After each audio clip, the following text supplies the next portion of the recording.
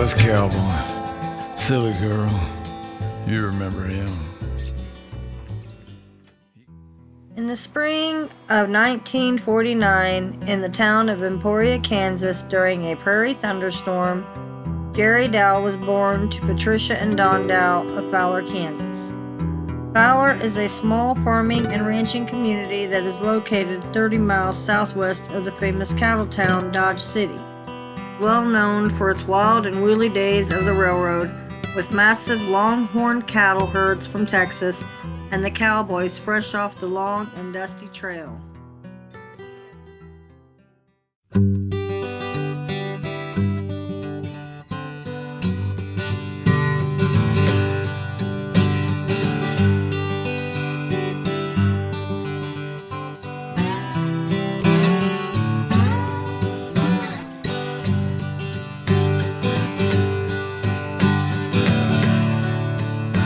Prince Charming is feeling lucky.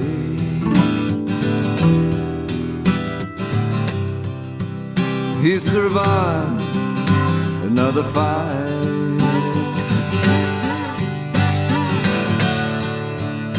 You'll find him in the garden, binding his wounds by candlelight. And all the kingdom princesses, damsels and slave girls too, watch from lace curtain window,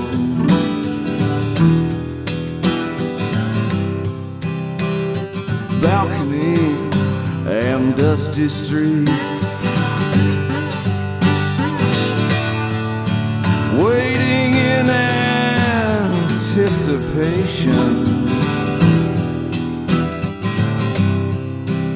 for a white horse riding hero,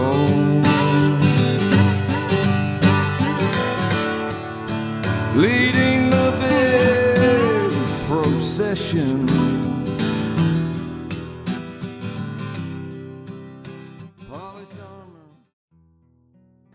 I grew up out here on this lonesome prairie. My dad was the first cowboy I ever knew. He worked for a big old outfit called the Johns Creek Ranch, south of Dodge City, not quite to the Oklahoma Panhandle. So as a kid, I got a chance to be around a lot of horses, cowboys. But my mother, she wasn't too keen on my dad's occupation. I remember one night he come home being kicked in the face by a big old steer they were trying to doctor. And she wanted him to get out of the business. She thought it was a little dangerous. So he quit the cowboying business and got into tractor tires and truck tires and any kind of tire you can imagine. He had his own business 24 hours a day. Mom helped him. She took care of the paperwork and telephone. So my dad, when he had some time spare, he used to make my brother and I some pretty cool toys. We had a horse that was made out of a big chunk of wood called a horse block.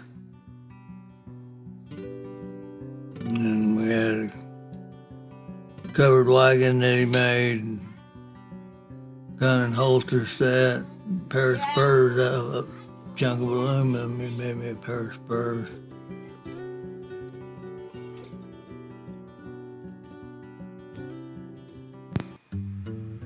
My mother was a unique individual of Latino heritage. Her parents came from old Mexico. I think her mother was from Mazatlan. Her dad was from Zacatecas. So she was the youngest of 6 kids, and the only one that had the distinction of having been born in a house rather than a boxcar. Because a lot of Mexican people lived in boxcars. My grandpa worked for the Rock Island Line, retired finally. But she did have that distinction of having been born in a house. So she took care of a lot of things around. She kept care of the house, and she partnered up with my dad in his business. Kept us kids fed, and more than once a hobo would come up to the house because a lot of guys riding the rails back in them days in the 50s. And she'd feed these people. I'd go out and take one plate of food. And she volunteered around town doing work at the nursing home. She entertained the residents. She'd do her version of the Mexican hat dance. My dad got a big charge out of that. She'd dress up on Halloween and have a big time with the old people. She designed a float for threshing days one year. I think I rode somebody's old pony in that show.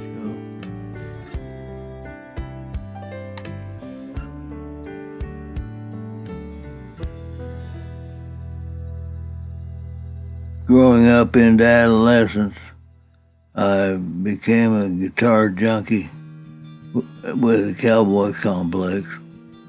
I had several members in my family that played guitar. My cousin Rick, he started out about the same time I did. And his dad, Jerry Dowell, he played. My uncles, Carl Juarez, Jerry Garcia, and Ralph Juarez were all pretty accomplished guitar players. During those high school years, I got a charge out of playing football. It was a lot of fun. Started my first rock and roll band in high school called the Dihedrals. And the experience reminds me of an old Waylon Jennings song.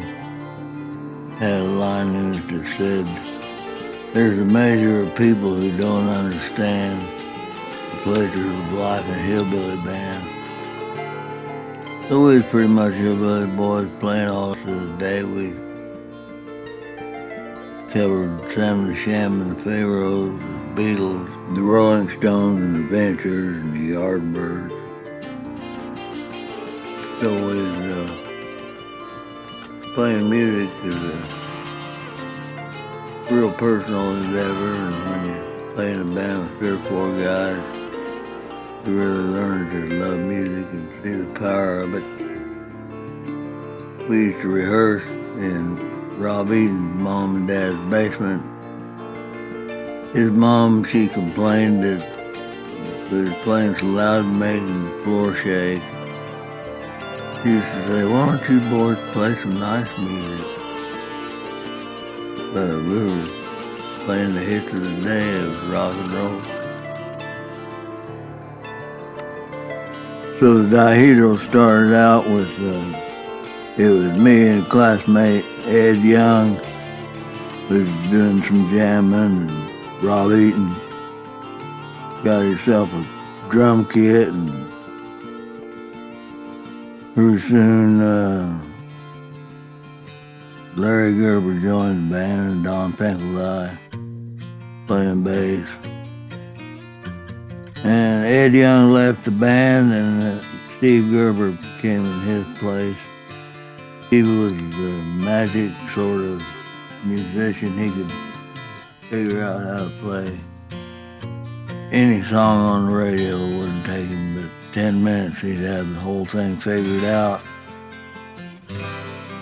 So I learned a lot of guitar from him because he had such a wide range of playing. Steve lived down south, I think Georgia somewhere, played in bands. bass and guitar and was a great singer. He passed away about 3 years ago, I think, sadly so. And Don Pinkeldye played bass. He graduated up there from Fort Hays State. Had a degree in physics, and he worked in geological outfits all over the country. And he retired down to Santa Fe, New Mexico, where he did sculpting and painting. Taught some classes and had his work in all the galleries in Santa Fe. Don moved to Florida lately. And then Rob Eaton, he was a kind of a musical harmony kind of guy. He figured out all the harmonies and played drums and did some backup singing. Rob lives in Kansas City currently. Him and I played for a lot of years in a couple of different studios we worked in. He started playing bass back along there somewhere. And we started the Dodge Band there in Kansas City. We had a duet act together for a couple of years. Me and him playing acoustic guitar and bass. And he was with me in the Seven Thunders Band we started. Jerry Dowell and the Seven Thunders Band. We rounded out the band with keyboard player Larry Gerber. He played keys and did vocals. We used to cover a lot of Doors tunes. He had that Arpeggio organ down just right. Larry, he got started pursuing classical music once he graduated. And kind of a bit of a surprise to the rest of us the direction he went in. He did opera and chose the path of a teacher/performer. After graduating from Fort Hays State, he went to Colorado State University to get his master's in vocal performance. He taught several years at some different high schools and took a job as a professor of voice at the University of Alabama. Throughout his teaching career, he sang with several different opera companies all over the world. He's done a lot of music theater. Also did a stint with the USO. Did a lot of traveling. He performed in the Far East, Japan, Korea, Okinawa, the Philippines, and Hawaii. This is just a thumbnail sketch of the performances and other things that he did. Needless to say, Larry has been literally around the world teaching and singing and performing. What a life full of music he's had. I was a guitar junkie in the band. I wouldn't start singing until a few years down the road after I'd had my round with the U.S. Army. It's another chapter of my life begins.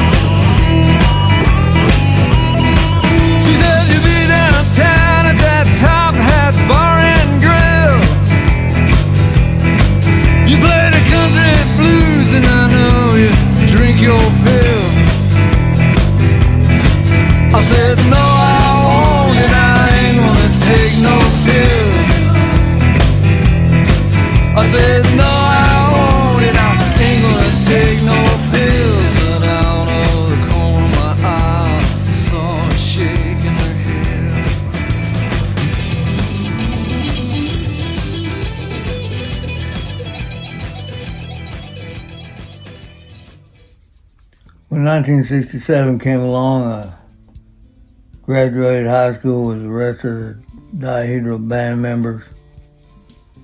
We all kind of drifted up to Hayes, Kansas, where 3 of the boys were going to college, and I was along just because I was a guitar junkie. I come up here to learn how to be a band rat,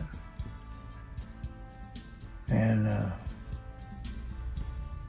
being in a college town, there was a lot of gigs to play. We fraternity parties and played the old Dark Horse Inn. And then about 1970, Uncle Sam began to point his long skinny finger in my direction. And since I had flunked out of junior college in Hutchinson, Kansas, where I had a books and tuition scholarship for football and track, ended up flunking out before the end of the first semester. So without the college deferment, and my draft board was hunting me down, and they finally found me and put me on a bus, went to Amarillo, Texas, to take a physical for the Army. So I was looking at a situation where my government was asking me to go kill somebody in another country. And I was having a hard time dealing with it. I didn't want to do it. I couldn't see any sense in that war. I had some friends that were going to run off to Canada to avoid the draft and invited me to go along. And it just didn't make any sense at the time to be on the run from the U.S. government. And some boys told me about joining up as the National Guard there in Dodge City to be able to stay out of Vietnam. So I checked with the National Guard, and they were completely full. Right across the street was the Army Reserve. So I checked in with them and ended up joining.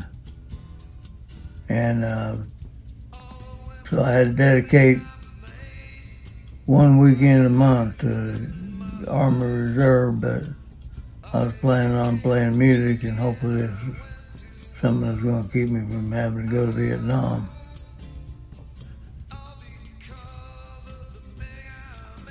So that's the end of that, pretty much. So just one weekend a month I had to dedicate to the Army Reserve, where we go dress up like soldiers and literally march around the compound there in Dodge City, singing songs about going to Vietnam. So I knew that playing in a band was eventually going to cause problems with my obligation to the Army, which it did. I was having problems at the meetings, getting in trouble for my mustache being not cut to regulation. My sideburns were too long and I needed a haircut. So that became an issue at almost every meeting, and I started missing them because I was playing with a band that was going out of state once in a while, and it made it difficult to get back for my meetings. So I started getting in trouble with the company commander, who was threatening me with typing up my orders to be activated. What happened to people that didn't comply with the rules. You got put in the Army to do your time. So it finally did. Every meeting just got to be a big problem. So being a weekend warrior wasn't working out. So I come down with orders to be activated, and when that happens, you get a letter from President Nixon, and I got my letter. He informed me that I needed to be in Fort Leonard Wood, Missouri, or be persecuted by the law, being AWOL. So I ended up doing the rest of what's left of my 2 years. I had been to basic training boot camp the year before. So I was looking at least 2 years out of my life to get finished up with my obligation to the United States Army. So I had a pretty good way to end up not going to Vietnam. I never did. Stayed stateside. Got sent to California where it was beautiful and still is.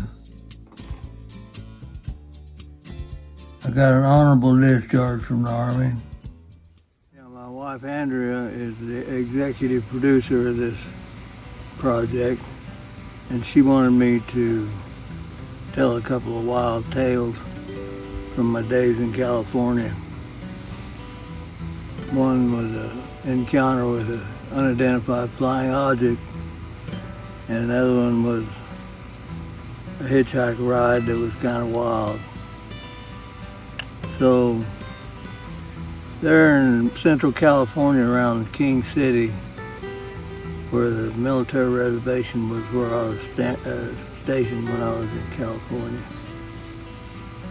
And I had a girl that I was seeing in King City, and it was a Sunday night. I went down to King City and picked her up, and we were just kind of cruising the 2-lane back roads. It was nighttime, probably about 11 o'clock. Slice of the moon showing with some clouds behind it, in front of it. And we were cruising along and on a 2-lane blacktop, and I asked her where the side road went, and she said, well, there's an old rock quarry down there. So I pulled in there, and we were sitting there talking in the car, and all of a sudden she looked through the back window of the car, and she said, what is that? I looked in the rearview mirror, and I saw a red light. At first I thought maybe it was some kind of patrol car or something, but there was no vehicle around. There was just this weird red light that was moving behind the car. She said, let's get out of here. So I fired that car up, and we went flying back up the road and got to the 2-lane, and I stopped at the stop sign, looked out the window, and I saw a round red ball with a long white tail, and I watched it probably for 5 seconds before it was completely out of sight. The hair was all standing up on my arms and the back of my neck. I was pretty shook up for a few days after that incident. That's my UFO story. So my other tall tale is about I was hitchhiking back to Kansas from California. I'd come out of LA, and once I got into Arizona, I think it was probably the old Route 66 back then. I was hitching, and a guy pulled over an old rusty station wagon. I threw my guitar case and my backpack in the back seat and got in. He looked like he was probably a hippie cowboy of some kind. He had long hair and bent up old straw hat. Told me he was on his way to, I think, Prescott to a rodeo. He was riding bulls. And as we went along, he got to telling me about his wife. I told him that if he showed up headed for Prescott rodeos. She was going to divorce him because she didn't want him running chasing rodeos around the country like he had been. So that was part of the story he had to tell me. And we were going along, and he fished out a fifth of vodka from under the seat, about half full. Started hitting that and getting crazier, talking about his wife running him off and how he's looking forward to getting down to Prescott and riding him a bull.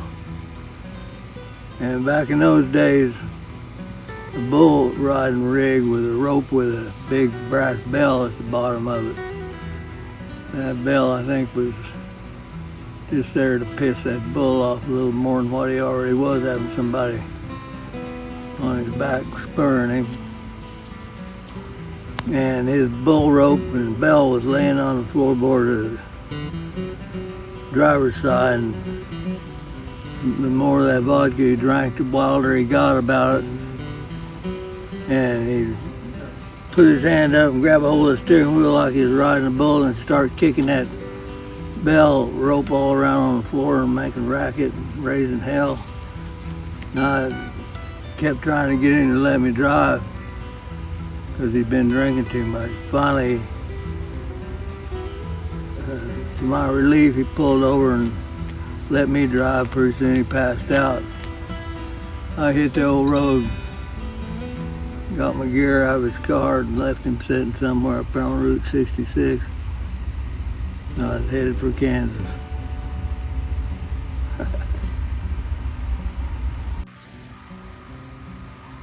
I was staying with some friends in Southern California, and I called my mother, and she told me that an old friend of mine had been trying to get a hold of me, named Alan Klein. We met in kindergarten and were friends all the way through school. He had a band of his own, and we'd get together and jam once in a while. He'd been down in the Ozarks playing a club, playing a dinner kind of a theater deal. And he was doing a solo act, and he got acquainted with some folks from California. And they invited him to come out and give him a place to stay while he tried to locate some gigs. And he took him up on it and ended up in Sacramento.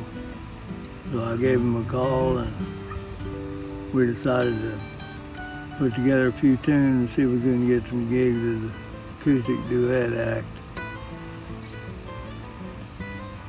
So turns out the guy he was staying with was helping manage a band called Steel Wind.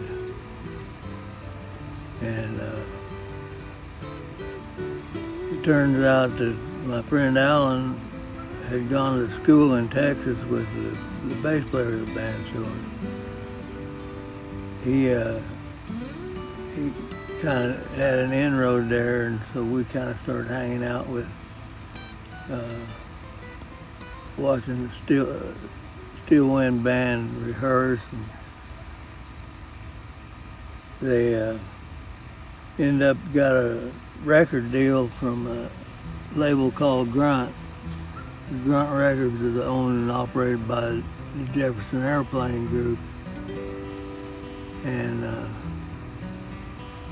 they gave these guys a recording contract, and they were in a studio there in San Francisco, and they invited Alan and I up there to hang out, see what was going on. And the guitar player, he was pretty impressive, and he impressed the Jefferson Airplane, who later on became the Jefferson Starship. But they noticed this boy, and they're 17 years old, little Mexican boy, and his name was Craig Chiquico, and he was mainstay of the Jefferson Starship Band for a lot of years, very highly acclaimed player. So at the time he was just a skinny little 17-year-old kid out here wanting to play guitar, and he got hooked up with Steel Wind. When the Jefferson Airplane noticed him, they whisked him right away and put him in their band. So Alan and I, we played around a little bit around the Davis and Sacramento area. We had a standing gig at a place called the Antique Bazaar, a pizza and a beer joint. And we played a place called the Stony Inn and had our little rendition of Simon and Garfunkel songs and Moby Grape and some of those early California bands. We covered some of that material. But when we was hanging out with the Steel Wind band, they invited us to San Francisco to some of their sessions. And so we went out there from Sacramento. We went to San Francisco to the Grunt Records recording studio to hear Steel Wind laying down some tracks. And of course that kid, Craig Chiquito, he got noticed by Jefferson Starship, and it was all history after that, where that boy became the mainstay of the Jefferson Starship Band years later. But Alan and I, we felt pretty cool. We was hanging out in a recording studio in San Francisco, and the band was in the control room listening back to the tracks, and they were passing around some joints. Me and my buddy Alan, we was hitting those joints like we wouldn't quit. And neither one of us is used to smoking weed very much. And of course, this was some killer weed. The band went back in the sound room and started playing again. And the two engineers were the only ones in the control room, and me and old Klein, we couldn't quit laughing. We were so stoned. And finally we had to go out in the hallway because these guys probably thought we were completely lost our minds. And we were so stoned that neither one of us remember driving back to Sacramento that day, that night. I don't even know what time it was. But yeah, we did some club playing around a little bit. So it come time for Alan and I to get real jobs. Wasn't like we was getting to be rock stars anytime soon there in California. So I headed back to Kansas City, where I been in contact with the old friend from the Dihedrals band, Rob Eaton. He used to play drums. He's a bass player now. He's been playing bass for a while. So we got together and started doing some rehearsing. I'd start writing songs about that time. So we put some tunes together and went out as a duet act. And I was looking for a guitar at Jenkins Music down there in Oak Park Shopping Center, Metcalf South Shopping Center there in Kansas City. And I met David Cook, who was selling guitars there. And we took a couple of acoustics off the wall and started jamming. So we got David, Rob and I got David to join us. And we were doing some original music and some covers. David, he wrote some songs. And we played the old Steak and Ale there in Kansas City, in South Kansas City. A few other gigs around here and there, and somewhere there's a cassette tape with some original songs on it that turned up. We're going to get them dubbed off and give them a listen to. Anyway, we played for several months with David, and then we had a chance to put together a country western band. A series of events left 3 musicians without a gig. They were out of Kentucky, where a guy from Kansas City that was a songwriter and played a lot around town. His name was Chuck Howard. Chuck had a song recorded by Merle Haggard. It was a song called "I'm Always on a Mountain When I Fall." So Chuck, he'd go up here in the hills of the Appalachians, eastern Kentucky, and get all these talented kids out of there to come play in his band. And so it turned out Rob Eaton's brother had lived in the same town they came from, and so he told us about them because he knew we were looking to put together a band. But we went and heard these kids play with Chuck Howard, and they had a tour planned for ending up in California. So they left town, and along about Phoenix, Arizona, Chuck Howard had a big heart attack and ended up in the hospital, had to have open heart surgery, so that was the end of that. Long story short, we snatched them kids up, started a band called the Fort Dodge Band. Me and Rob Eaton, we figured we had a right to use that, living and growing up out there in that part of the country. So we put together some original music and did some country western covers. Try to pass ourselves off as a country band to see if we couldn't get some work. First gig that we played in Kansas City, called Tom and Jerry's, is in Grandview, and they run 4 nights a week. We booked in for 2 weeks, and we had Gary White on drums, Phil Queen on pedal steel guitar and vocals, and then we had a female singer, Jean Ann Thomas. Rob Eaton played bass. I was on guitar, and so we started getting quite a little bit of work around town. I'll never forget the mentality of the guy that we was playing at Tom and Jerry's.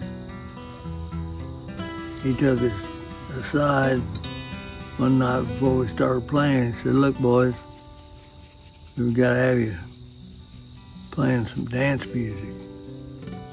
He said, "Because when these people dance, then they drink.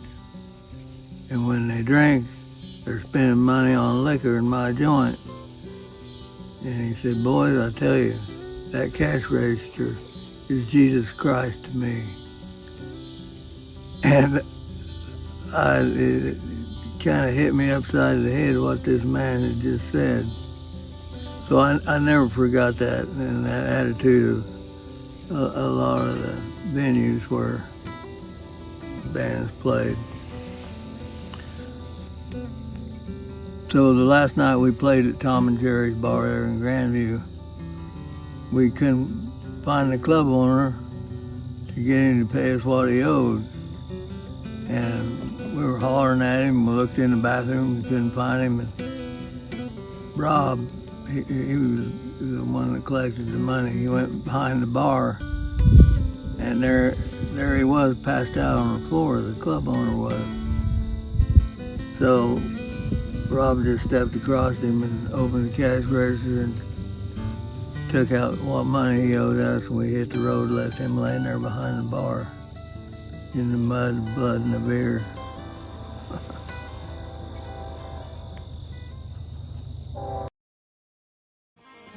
Without all my good fortune to the railroad.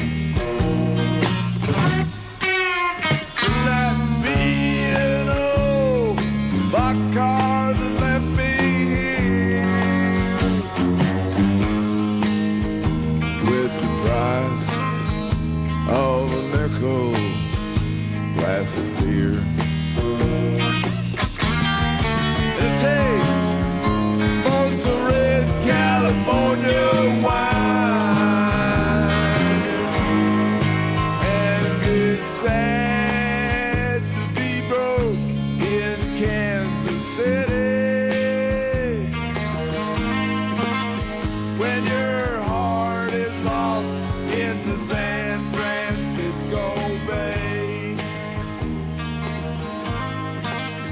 Yeah, it's sad.